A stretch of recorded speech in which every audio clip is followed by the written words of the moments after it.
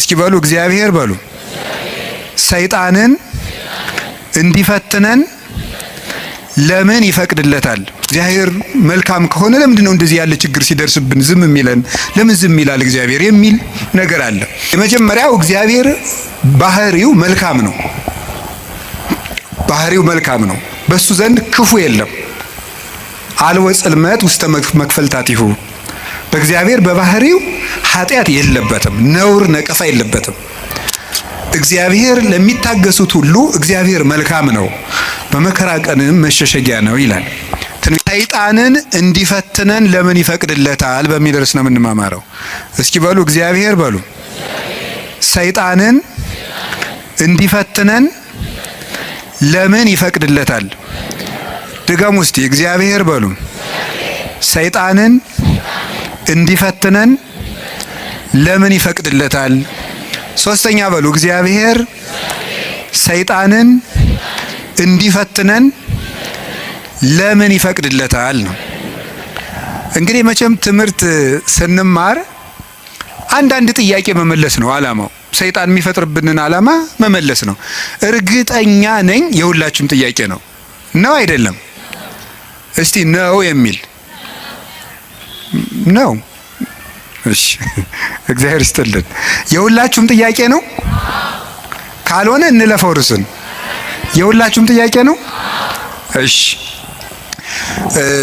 በብዙ ሰው የማያምኑ ሰዎችም ይህንን ይጠይቃሉ። እግዚአብሔር መልካም ከሆነ ለምንድን ነው እንደዚህ ያለ ችግር ሲደርስብን ዝም የሚለን? ለምን ዝም ይላል እግዚአብሔር የሚል ነገር አለ። መጽሐፍ ቅዱስንም ስናነብ የሚጋጭ የሚመስል ነገር ብዙ ነገር ታገኛላችሁ። የመጀመሪያው እግዚአብሔር ባህሪው መልካም ነው። ባህሪው መልካም ነው። በሱ ዘንድ ክፉ የለም። አልወ ጽልመት ውስተ መክፈልታቲሁ።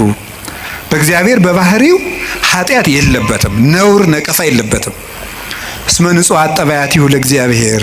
የእግዚአብሔር ባህሪ ሁሉ ፍጹም ንጹሕ ነው። እግዚአብሔር ባህሪው ንጹሕ ነው። ፈቃዱ ደግሞ መልካም ነው። ኄር እግዚአብሔር ለእለ ይትዔገሥዎ ወያድኅኖሙ በጊዜ ምንዳቤሆሙ። እግዚአብሔር ለሚታገሱት ሁሉ እግዚአብሔር መልካም ነው፣ በመከራ ቀንም መሸሸጊያ ነው ይላል ትንቢተ ናሆም ምዕራፍ 1 ቁጥር 7 ላይ እግዚአብሔር መልካም ነው፣ በመከራ ቀንም መሸሸጊያ ነው። እግዚአብሔር መልካም ነው፣ በመከራ ቀንም መሸሸጊያ ነው። ወምስካኢነ ውእቱ አምላኩ ለያዕቆብ። የያዕቆብ አምላክ መጠጊያችን ነው። ወበይንተዝ ኢንፈርህ ለማድለቅለቀት ምድር ወለመኒ ፈለሱ አድባር ውስተ ልበ ባሕር። ስለዚህ ተራሮች ተነስተው ወደ ባህር ልብ እንኳን ተነስተው ቢገቡ ወይም ቢነቀሉ አንደነግጥም፣ የያዕቆብ አምላክ መጠጊያችን ነውና። ይሄ እግዚአብሔር መልካም እንደሆነ ነው የሚያሳየው። እግዚአብሔር ያበርህ ሊተ ምንትኑ ያፈራህኒ። እግዚአብሔር ብርሃኔና መድኃኒቴ ነው፣ የሚያስፈራኝ ምንም የለም። እግዚአብሔር ምእመና ለሕይወቴ። እግዚአብሔር የሕይወቴ መታመኛዋ ነው። ምንም የምፈራው ነገር የለም። እመኒ ጸብአኒ ተአይን እይፈራህኒ ልብየ። ሰራዊት እንኳን ከቦ ቢወጋኝ እግዚአብሔር መታመኛዬ ነውና አልፈራም ይላል። ስለዚህ እግዚአብሔር ብርሃን ነው፣ እግዚአብሔር መድኃኒት ነው፣ እግዚአብሔር መልካም ነው። እሱ ራሱ ኖራል። አነ ውእቱ ኖላዊ ኄር ዘበአማን። እኔ እውነተኛ እረኛ መልካም እረኛ እኔ ነኝ ይላል።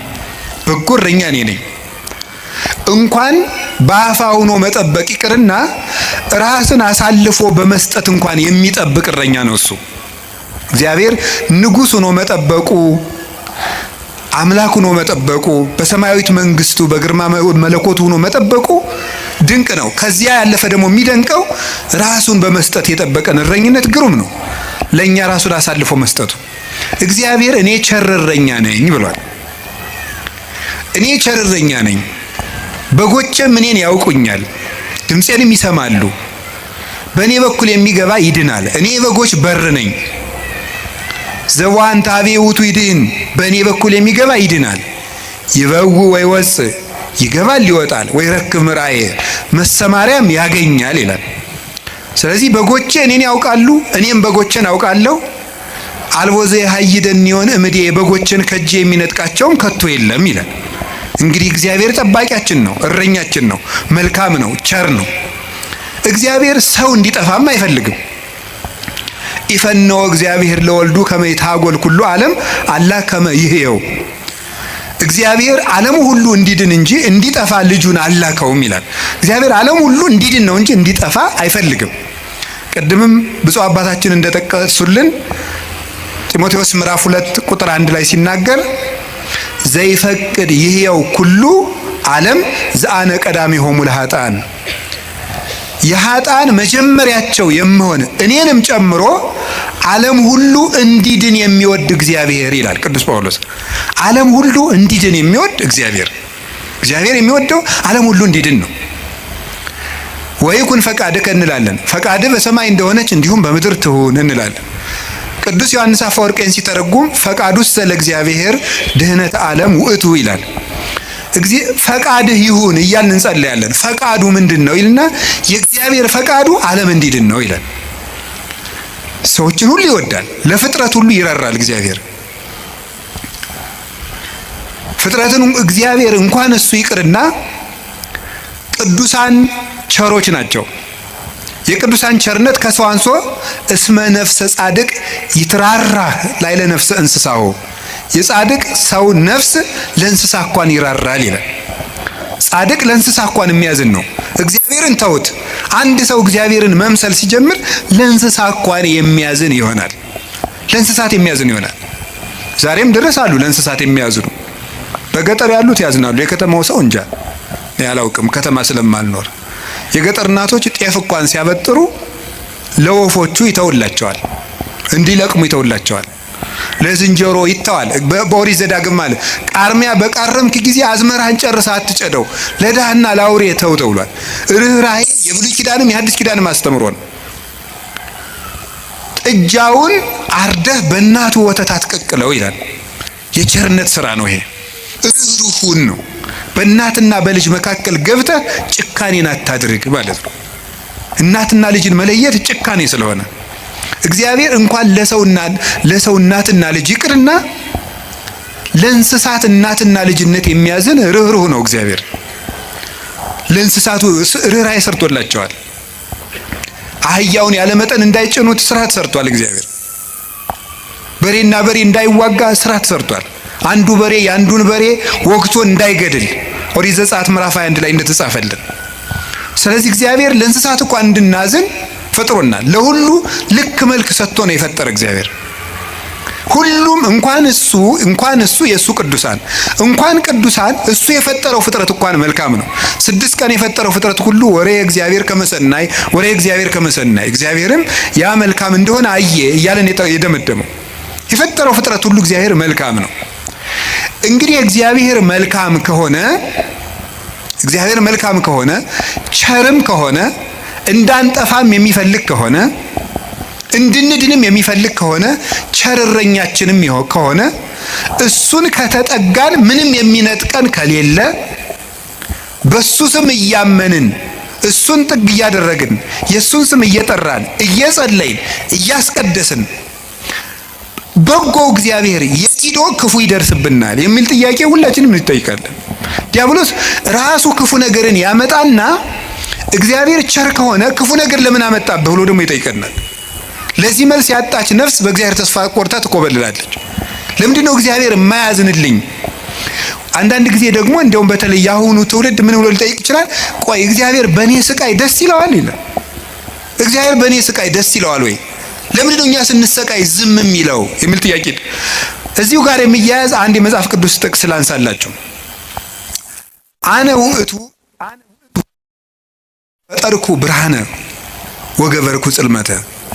ብርሃንን የፈጠርኩ እኔ ነኝ፣ ጨለማንም የሰራሁ እኔ ነኝ። አመጽ ሰላመ እፈጥር ሰላመ ወእገብር እኪተ። ሰላምንም አመጣለሁ ክፋትንም እፈጥራለሁ። አነ እግዚአብሔር ፈጠርኩ ዘንተ ኩሎ። እኔ እግዚአብሔር ሁሉንም ይሄንን ፈጠርኩ ይላል ትንቢተ ኢሳይያስ ምዕራፍ 45 ቁጥር 6 ላይ እኔ እግዚአብሔር ሰላምን አመጣለሁ ክፋትን እፈጥራለሁ፣ ብርሃንንም ፈጥሬያለሁ ጨለማንም ፈጥሬያለሁ ይላል። እዚያ ላይ እግዚአብሔር መልካም ነው አለ። አሁን ደግሞ እዚህ ላይ እኔ እግዚአብሔር ክፋትን እፈጥራለሁ ይላል። እግዚአብሔር ክፋትን ይፈጥራል? ምን ትላላችሁ? እንዴ እፈጥራለሁ ያለ እኮ ራሱ ነው። እግዚአብሔር ራሱ ነው እኔ ክፋትን እፈጥራለሁ። እኔ እኮ መጽሐፍ ቅዱስ ላይ ነው የጠቀስኩት። እግዚአብሔር እንደዚህ ብሏል፣ እግዚአብሔር ክፋትን እፈጥራለሁ ብሏል ይላል። ምን ትላላችሁ? እኔ ክፋትን የምፈጥር አምላክ ነኝ ይላል። እኔ ሰላምንም አመጣለሁ ጦርነትን የማመጣው እኔ ነኝ ይላል። ከዚያ መልሶት ደግሞ ምን ይላል? ደግሞ መልእክተ ያዕቆብ ምዕራፍ 1 ቁጥር 3 ላይ እያሜክር እግዚአብሔር በእኩይ ይላል። እግዚአብሔር በክፉ ማንንም አይፈትንም ይላል። እንዴት ያለ ነገር ነው! እግዚአብሔር በክፉ ማንንም አይፈትንም። ኢሳይያስ ላይ ደግሞ እኔ እግዚአብሔር ክፋትን እፈጥራለሁ። አልተጋጨም? ተጋጭቷል? እሺ አልተጋጨም። አነስታሲዮስ የሚባል ሊቅ ምን ብሎ ይናገራል? መጽሐፍ ቅዱስ ተጣልቶ አያውቅም። መጽሐፍ ቅዱስ የተጣላ መስሎ የሚታየን እኛ ከመጽሐፍ ቅዱስ ጋር ስለተጣላን ነው ይላል። አንተ ከመጽሐፍ ጋር ስትታረቅ መጻሕፍት ተጣልተው አያውቁም ብሎ ይናገራል። ስለዚህ እግዚአብሔር መልካም ነው። እስቲ እግዚአብሔር መልካም ነው በሉ። እግዚአብሔር ቸር ነው በሉ። ሰው ሁሉ እንዲድን ይፈልጋል፣ ይረዳናልም። ልብ በሉ። እንዲያውም ምንድን ነው የሚለው? ወይ ፈቅድ ምክንያት ለድኂን። እግዚአብሔር ሰውን ለማዳን ምክንያት ይፈልጋል። ሰውን ምክንያት ፈልጎ ነው የሚያድን እንጂ ቆይ እስቲ በገሌ በምን ልፍረድበት አይደለም የሚለው። የሚያድን ነገር ከዚህ ሰውዬ ምን ላግኝ፣ እንዲያው ምን አይቼ ልማረው ነው የሚለው እንጂ እግዚአብሔር እንዲያው በገሌ በምን ልፍረድ ይችንም ልመዝግብ አይደለም የሚለው። ኃጢአትን ብትቆጣጠር ኑሮ በፊት ማን ይቆማል ያለ ዳዊት ይሄን ነው። ኃጢአትን ብትቆጥር በአንተ ፊት የሚቆም ማንም አይቆምም። ቸርነትን ነው የሚቆጥር። እግዚአብሔር ሰውን ለማዳን ተግቶ የሚሻ አምላክ መሆኑን የምታዩት ሰውን ለማዳን ወርቅ እፈልጋለሁ ቢል ኑሮ ወርቅ ስንት ሰው ይኖረዋል? እግዚአብሔር ግን ሰውን ለማዳን እስከ ውሃ ዝቅ ያለ አምላክ ነው። ቀዝቃዛ ውሃ የሰጠ ይድናል አለ። ምን ማለት መስላችሁ? እስከ ትንሹ ነገራችሁ ድረስ እናንተን ለማዳን እወርዳለሁ። ውሃ ማንም ሰው ሊያገኘው የሚችለው ነው። ሌላ መንፈሳዊ ትርጉም አለው። ውሃ የሰጠ የተባለ ይላል ቅዱስ ቄርሎስ። ሰው ምንም ነገር ቢሰጥ በእግዚአብሔር ዘንድ ውሃ ነው። አካልህን እንኳን ለእግዚአብሔር ቆራርጠ ለሰማዕትነት አሳልፈ ብትሰጥ ለእግዚአብሔር ግን ውሃ እንደመስጠት ነው። ምክንያቱም ያ አካል የራሱ ነው። እግዚአብሔር ደግሞ ላንተ ያደረገልህ ነገር ያንተ አካል ቢቆራረጥ እንኳን የማይመጥን ነው። ስለዚህ ለእግዚአብሔር ምንም ነገር ብንሰጥ ውሃ ነው። አካል ውሃ ነው። እንደዚያ ከሆነ እግዚአብሔር እንደዚህ ያለ መልካም አምላክ እንዲህ ያለ መልካም አባት ከሆነ ለኛ የሞት አምላክ አኮ በመላክ ወአኮ በተንባል መላክ ልኮ አማላጅ ልኮ ሳይታረቀን ራሱ መጥቶ ከታረቀን እስከዚህ ድረስ ሰው የሚወድ አምላክ ከሆነ ለምንድነው እግዚአብሔር ክፉ የሚያመጣብን የሚል ጥያቄ ይኖራል። እግዚአብሔርስ በክፉ ይፈትናል ወይ? መልሱ አይፈትንም ነው። እስኪ አይፈትንም በሉ። እግዚአብሔር በክፉ ይፈትናል አይፈትንም? እግዚአብሔር ክፉ ይፈጥራል አይፈጥርም? እስኪ ነገር ይፈጥራል አይፈጥርም? አይፈጥርም። እግዚአብሔር እንዴ እፈጥራለሁ ብሎ አላልክም ቅድም ልትሉ ትችላላችሁ። እግዚአብሔር ክፉ አይፈጥርም። ታዲያ ምን ማለት ነው? ክፉ ሲመጣ ዝም ይላል ነው። እስኪ በሉ ንገሩ እንጂ ክፉ ሲመጣ እስኪ ለምሳሌ እንዲህ የሚል ነገር አለ። ሮሜ ምዕራፍ 13 ቁጥር 1 ላይ እስመ ይሰየም መኮንን ዘእንበለ ዘእምኀበ እግዚአብሔር ይላል። ያለ እግዚአብሔር ፈቃድ ባለስልጣን አይሾምም ይላል። በደንብ ስሙ። ያለ እግዚአብሔር ፈቃድ ምን አይሾምም? እና እንግዲህ ሁሉም ባለስልጣን እግዚአብሔር እየፈለገ ነው የሾመው ነው? አዎ አይደለም? ሁሉም ባለስልጣን ማለት ነው።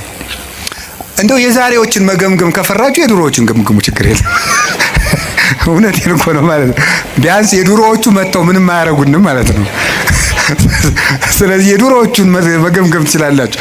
እና እንደ ሁሉንም እግዚአብሔር እየወደደ የተሾሙ ናቸው። ምን ይመስላችኋል? ይሄ እግዚአብሔር ክፉ ነገር ሲመጣ ይፈቅዳል ነው። እስቲ ይፈቅዳል በሉ። ይፈቅዳል የሚለው ነገር ፈቃድ እግዚአብሔር የሚባለው ሁለት ትርጉም አለው። ፈቃድ እግዚአብሔር የሚባለው አንደኛው ውዴታ ነው፣ ሁለተኛው ደግሞ ይሁን ማለት ነው። የእንግሊዘኛ ቃላትን ለመጠቀም ይቅርታ አድርጉልኝ፣ ልጠቀም ነው ገና ስለ ቅርብ ለማድረግ ለእናንተ እንዲመቸኝ ነው። የመጀመሪያው ምን ይባላል? ፐርሚሽን ይባላል። እስቲ ፐርሚሽን በሉ እንጂ። ሁለተኛው ዊል ይባላል። እስቲ ዊል በሉ። እሺ ፐርሚሽን ማለት ምን ማለት ነው?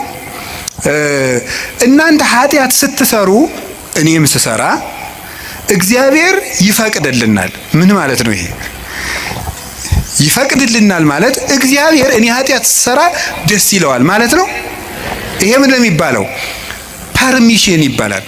ስራ ከጠቀመህ ስራ ነው። ኃጢአት አይጠቅምህም ብዬ እኔ ነግሬሃለሁ፣ ይጠቅመኛል ካልክ ስራ ብሎ ይተውሃል ማለት ነው። መተው እሱ ፐርሚሽን ይባላል። ያሰናብተናል። ስለ እግዚአብሔር ክፋት እንዲሰራ ያደርጋል ማለት ክፋት እንዲሰራ ሰዎችን ይተዋቸዋል፣ እንዲሰራ ያደርጋል። ዊል የሚባለው ደግሞ ወዶ የሚሰራው ነው። እግዚአብሔር እንድንጸልይ ይፈቅዳል በሉ፣ እንድንጾም፣ እንድንጸድቅ፣ እንድንታረቅ ይሄ ፈቃድ ነው ይባላል። ይሄ ፈቃድ ማለት ነው ውዴታ፣ ወዶ የሚያደርግልን ነገር። ገብቷችኋል? ልዩነቱ ገብቷችኋል? እሺ ይፈቅዳል ማለት የመጀመሪያው ፈቃደ እግዚአብሔር ነው ይላል። ዝም ብሎ ምንድነው ፈቃደ እግዚአብሔር? ያለ ፈቃደ እግዚአብሔር ባለስልጣናት አይሾሙም ማለት ከየት ነው የምታስገቡት? ክፉ ሰዎች ሲሾሙ ምን ይላቸዋል ነው? ዝም ይላቸዋል ነው፣ ይተዋቸዋል ነው እንጂ ሰዎቹን ናማ እናቴ ተሾምና ሰውን ጨርስልኝ አይላቸውም። እግዚአብሔር እንደዚያ ብሎ ይሾማል ማለት አይደለም። እንደዚያ ሳይሆን የሚያደርገው እግዚአብሔር ክፉዎች ሲሾሙ ዝም ይላል ነው። ለምንድን ነው ዝም የሚለው? እግዚአብሔር ነው ክፉ ነገር ሲመጣ። ስለዚህ ክፋትን እፈጥራለሁ ማለቱ ክፉ ሲመጣ ዝም እላለሁ ነው። ወይም ምን ማለት መሰላችሁ? የእግዚአብሔር እጅ አጥር ነው፣ ጠባቂ ነው፣ ረድኤት ነው። የእግዚአብሔር እጅ በእግዚአብሔር ለመጠበቅ ያልተገባን ሆነን ስንገኝ እግዚአብሔር አጥሩን ያነሳዋል። ያልተገባን ሆነን ስንገኝ አትጠብቀኝ ስንል ማለት ነው። ምን ማለት መሰላችሁ? መዝሙረ ዳዊት ላይ እንዲህ ይላል፣ መዝሙር 9 ላይ ውሃ ኮሃጠ ለእግዚአብሔር፣ ኃጢአተኛ ሰው እግዚአብሔርን አወከው ይላሉ ሊቃውንቱ። አወከው ማለት ምን ማለት ነው? እንዳይምረው ኃጢአት ይጨምራል፣ እንዳይቀስፈው ጥቂት ጥቂት ጽድቅ ይሰራል። ማታ መዝሙር ቀን ዘፈን እንደማለት እያቀላቀለ እግዚአብሔርን አወከው። ወይም ደግሞ ኃጢአተኛ ሰው እግዚአብሔርን አነሳሳው ይላሉ አባቶቻችን። እንደ ደረቅ ሰው ይላሉ። እንደ ደረቅ ሰው፣ ደረቅ ሰው እንደው ጣይም አድርጌው ነው እንጂ ሌላ ነው የሚል አንድምታው። ደረቅ ሰው የሚለው ምን ማለት መስላችሁ? አቅም የሌለው ሰው እኔ አንተ ሰው ረፍ ብያለሁ ሲለውናል። ወንድ እስኪ ንካኝ ወተት ነው እንጂ ደም አይወጣኝ የሚል ይሄ ማለት ነው። አቅም የለው ግን ደረቅ የሆነ ማለት ነው። በሉኝ የሚል ማለት ነው። ኃጢአት እየሰራ በየቀኑ ለእግዚአብሔር የመቅሰፍት ጨንገር የሚያቀብለው ሰው ማለት ነው። ቅሰፈኝ ቅሰፈኝ ቅሰፈኝ እያለ እግዚአብሔርን መቅሰፍት የሚለምን ሰው አለ ነው። እግዚአብሔር የመዳን እድል የመስተካከል እድል በሰጠው ቁጥር እየተበላሸ ለእግዚአብሔር የቁጣ በትር የሚያቀብለው ሰው፣ ለዚህ ሰው እግዚአብሔር የጥበቃ ረድኤቱን ያነሳበታል። ልቡ እንዲስተካከል የሚያራራውን የሚገስጸውን ረድኤቱን ሲያነሳው ልቡ ይደነድናል፣ ጨካኝ ይሆናል፣ ያሰናብተዋል።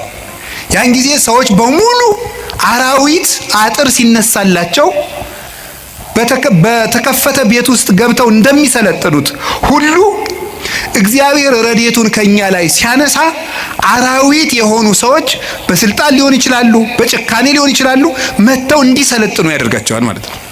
በሰው ላይ እንዲሆኑ ያደርጋቸዋል እንደተባለው ማለት ነው። አንድ ዲያቆን ነው አይደል የተባለው፣ መቅደስ ውስጥ ቅዱስ ጳውሎስን ወንትቷሉ የኢዮብን መጽሐፍ ያነባል አሉ። እንዲያው እኮ ይገርማል። እና የሚያነበው ደግሞ አነግስ ብእሴ መደለው የሚለውን ነው። አፄ ቴዎድሮስ እያስቀደሱ ነው ይባላል። ጨካኝ ንጉስ አነግሳለሁ የሚለውን ነው የሚያነበው። ጨካኝ ንጉስ አነግሳለሁ ብሏል እግዚአብሔር የሚለውን ያነባል። ምን ብለው ጨመሩበት እሳቸው? ቀጥሎ ያለውን እሱ ግን አይላትም አውቆ በእንተ ከህዝብ የሚለውን ጨምረው እንጂ አሉት አሉ። ስለ ህዝቡ ክፋት የሚለውን ጨምረህ አንበው አሉት። ስለምኑ ክፋት ነው? ስለ ህዝቡ ክፋት ነው። ስለዚህ ክፉ ነገርን ማን ነው ያመጣው ካላችሁን፣ እኛ በሉ ንገሩኝ እንጂ እኛ ነን ክፉ ነገርን የምናመጣው። እግዚአብሔር ክፉ ነገርን አመጣለሁ ማለት ክፉ ነገር ሲመጣ ዝም እላለሁ፣ አሰናብተዋለሁ ማለት ነው።